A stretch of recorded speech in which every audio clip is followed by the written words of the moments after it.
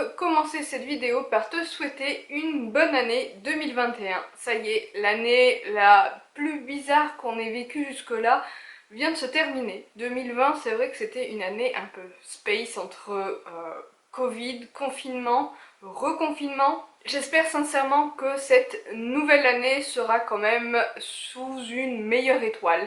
Mais tu le sais, je suis quelqu'un d'assez positif de base, enfin j'essaye, et j'ai décidé pour célébrer entre guillemets ce changement d'année de faire une petite rétrospective sur 2020. Alors c'est une chose que je fais généralement chaque année concernant soit mes objectifs équestres, soit une rétro wishlist, c'est-à-dire de voir ce que j'ai réellement acheté l'année passée. Cette fois-ci, j'ai envie de dire, on s'en fiche un petit peu, j'ai envie de faire une rétrospective sur mes moments préférés de 2020. C'est une vidéo qui n'est pas facile à faire, je l'admets, parce que comme je le disais, 2020 a été une année tellement difficile à vivre pour beaucoup d'entre nous. Je vais te le dire sincèrement, il y a certains matins où j'avais énormément de mal à répondre à la question « Ça va ?»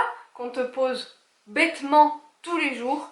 Et ouais, non, ce ne sont pas des mauvais moments dont j'ai envie de parler aujourd'hui, pas ceux que j'ai envie de garder en mémoire, ceux que j'ai envie de partager aujourd'hui dans cette vidéo, eh bien ce sont mes moments préférés de 2020. Ceux dont j'ai finalement envie de garder des souvenirs, qu'ils soient cavaliers ou non. Donc je te conseille de prendre toi aussi un petit truc à boire, à grignoter, de t'installer confortablement dans ton canapé et de suivre la suite de la vidéo.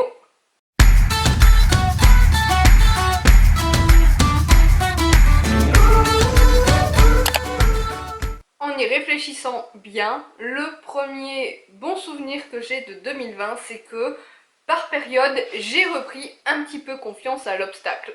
Il faut savoir que j'ai un petit peu peur, on va dire, à l'obstacle, que du coup, je ne saute pas très régulièrement. C'est vraiment par période.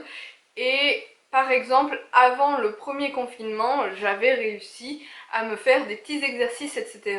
pour reprendre confiance. J'arrivais à ce moment-là à enchaîner 70 cm, à peu près 70, 75, peut-être même 80 sur certains obstacles. Et confinement oblige, les 2 mois sans monter m'ont complètement rétamé au niveau confiance à l'obstacle. Et cet été, petit à petit, je m'étais remis une petite routine pour sautiller un petit peu. Et comme tu peux le voir sur les images, il y a eu certes des loupés, mais également des choses pas trop dégueulasses. Deuxième chose dont j'ai envie de parler, qui certes est la conséquence de quelque chose de plutôt très négatif, puisque c'est le premier confinement qui nous a empêchés d'aller voir nos chevaux. Personnellement, j'ai très mal vécu ça, tu le sais, mais un beau moment finalement à vivre, c'était de retourner voir nos chevaux aux écuries, de retourner voir Poney. C'était vraiment quelque chose que j'attendais avec tellement d'impatience que finalement, au fur et à mesure de ce confinement, j'ai eu plein de motivation, plein d'envie d'évoluer avec mon cheval, avec mon poney pour 2020. Et c'est vrai que cet été, j'ai été hyper motivée, autant au début, après le confinement, pour le faire perdre du poids, pour le remettre en activité, que ce soit en balade à pied, en longe, etc. Et après pour le remonter, on a vraiment pris un rythme de travail assez soutenu, puisque cet été Elion était monté environ 5 fois par semaine, enfin travailler en tout cas environ 5 fois par semaine, je crois que j'ai jamais fait ça. Aujourd'hui, avec l'hiver, il est travaillé peut-être quoi, 1, 2 fois par semaine grand maximum.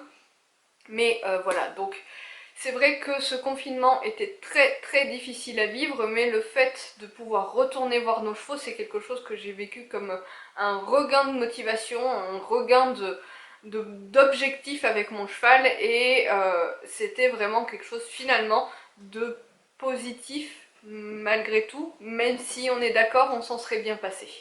Troisième chose positive que j'ai vécue en 2020, c'est ma perte de poids. Alors, je sais c'était des objectifs que je m'étais donné cet été, perdre des kilos par palier, et là ça fait quelques mois que je stabilise. Bon, je dois avouer qu'avec les fêtes c'est un petit peu difficile entre la bouffe de Noël, le saumon, la bûche et le chocolat un petit peu partout, que ce soit au bureau ou à la maison.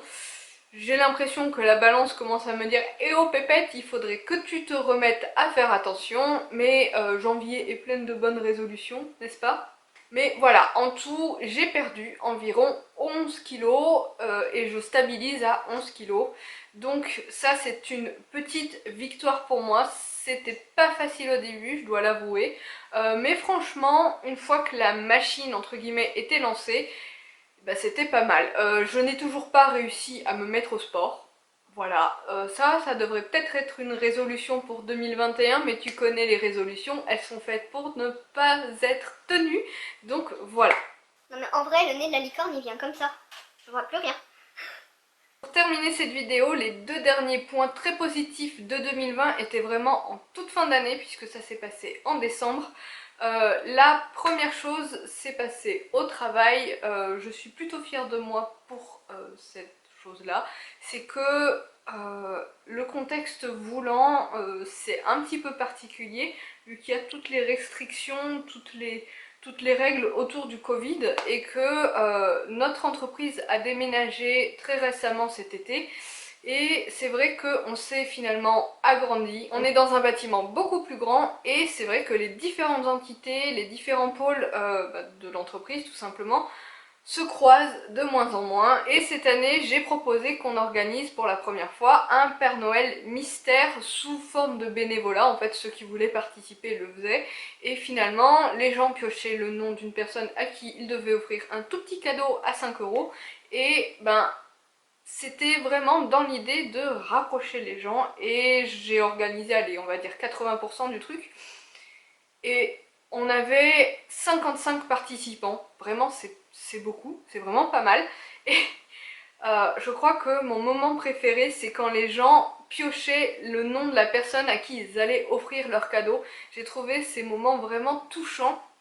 Autant il y en a qui étaient un petit peu sceptiques à cette idée, de peur de tomber sur des gens qu'ils connaissaient pas ou même qu'ils n'aimaient pas trop. Vous imaginez bien que 55 personnes, il peut pas y avoir des affinités entre tout le monde, mais leur réaction quand ils piochaient les noms, c'était vraiment génial. Et donc voilà, ça s'est super bien passé et c'est vraiment un des gros moments forts pour moi pour cette année 2020, en tout cas pour la fin de cette année 2020, plein de positifs, plein de sourires, malgré le masque, hein, on voyait pas, mais plein de bonnes ondes pour partir en vacances, c'était vraiment génial. Et du coup je vais conclure avec ce dernier point, tu l'as vu dans la dernière vidéo, j'ai déménagé Élion d'écurie et ça j'ai eu du mal au début à le voir comme un point positif parce que ça chamboule toutes mes habitudes, j'ai énormément de mal à chambouler mes habitudes de manière générale.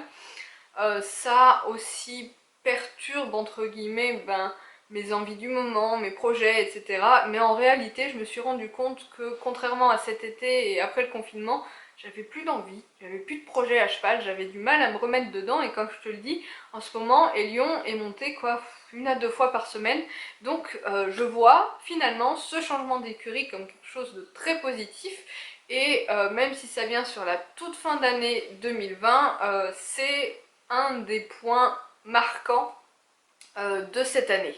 Parce que finalement ça m'ouvre plein de portes, ça va me donner plein d'idées, de pistes de travail, de nouveaux chemins de balade, de nouveaux espaces où travailler Lyon, des nouvelles personnes à rencontrer aussi éventuellement. Donc vraiment je vois ça comme finalement quelque chose de très positif plutôt que de rester dans mon ancienne écurie à ruminer parce que les règles devenaient de plus en plus drastiques et enquiquinantes. Donc voilà. Sur ce, voilà, j'espère que cette vidéo t'aura plu. N'hésite pas à me dire dans les commentaires quel a été le moment marquant de ton année 2020, quelque chose de positif à tout prix. Je sais qu'encore une fois, c'était pas forcément une année facile à vivre, un peu atypique on va dire. J'espère ne jamais en revivre de similaire, que 2021 va être reboosté par un gain de dynamisme autant en équitation que dans la vie de tous les jours par tout le monde. Et sur ce, je te dis à très bientôt pour une prochaine vidéo. Bye bye!